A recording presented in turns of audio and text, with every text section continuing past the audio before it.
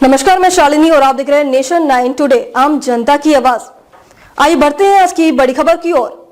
युद्ध हुआ तो सिर्फ 4 दिन में घुटनों पर होगा पाक, पड़ोसी मुल्क के पास नहीं बचा गोला बारूद। रिपोर्ट में बड़ा खुलासा। पाकिस्तान की सेना इन दिनों एक गंभीर गोला बारूद संकट से जूझ रही है। समाचार एजेंसी ANI की रिपोर्ट के मुताबिक सेना के पास सिर्फ 96 घंटे तक युद्ध लड़ने के लिए जरूरी गोला बारूद बचा है। इसका मतलब है कि अगर कोई भी उच्च तीव्रता वाला युद्ध शुरू हो जाए तो पाकिस्तान की सेना ज्यादा देर तक टिक नहीं पाएगी। इस संकट की एक बड़ी वजह पाकिस्तान द्वारा हाल ही में यूक्रेन को भेजा गया हथियारों का जखीरा है। खास तौर पर 155 mm आर्टिलरी शेल्स की भारी मात्रा में आपूर्ति से पाकिस्तान के पास अपने भंडार खत्म हो गए हैं। ये गोले पाकिस्तान की आर्टिलरी आधारित युद्ध नीति के लिए बेहद जरूरी हैं, जो अब सीधे तौर पर प्रभावित हो रही है। पाकिस्तान की हथियार निर्माण company Pakistan ordnance factory POF जो सेना को गोला बारूद उपलब्ध कराती है, वो अब पुराने उपकरणों और सीमित उत्पादन क्षमता के कारण घरेलू मांग पूरी नहीं कर पा रही है।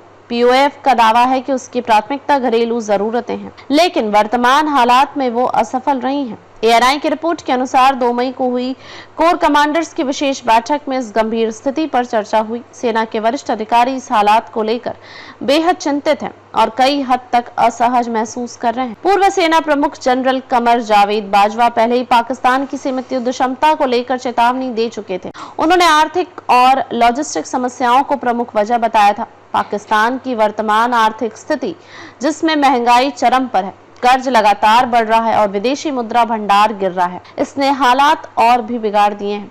इस संकट के कारण सेना को अपने प्रशिक्षण अभ्यासों को रद्द करना, राशन में कटौती करना और युद्ध अभ्यास स्थगित करना पड़ा है, क्योंकि ईंधन की भी भारी कमी है। बढ़ते खतरे को देखते हुए पाकिस्तान ने भारत सीमा के पास नए गोला बारूद डिपो बनाना शुरू किया है, लेकिन जानकारों का कहना है कि जब भरने के लिए गोला बारूद ही नहीं है तो इन डिपों का कोई रणनीतिक फायदा नहीं होगा।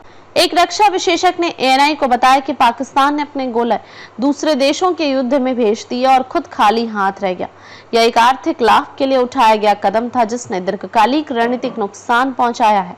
यह रिपोर्ट ऐसे समय में सामने आई है जब भारत और पाकिस्तान के बीच तनाव चरम पर है, खास तौर पर 22 अप्रैल को पहलगांव में हुए आतंकी हमले के बाद, जिसमें 26 लोग मारे गए थे, जिनमें ज्यादातर पर्यटक थे। इस हमले के बाद भारत ने पाकिस्तान के खिलाफ कई सख्त कदम उठाए हैं। इसमें सिंधु जल संधि को निलंबित करना, अटारी इंटीग्रेटेड चेक पोस्ट को बंद करना और दोनों देशों के हाई कमीशन स्टाफ की संख्या कम करना शामिल है। भारत सरकार ने सभी पाकिस्तानी नागरिकों को दिए गए वीजा रद्द कर दिए हैं और उन्हें 30 अप्रैल तक भारत छोड़ने का आदेश दिया था। साथ ही पाकिस्तान एयरलाइंस की उड़ानों के लिए भारत का हवाई क्षेत्र भी बंद कर दिया गया है।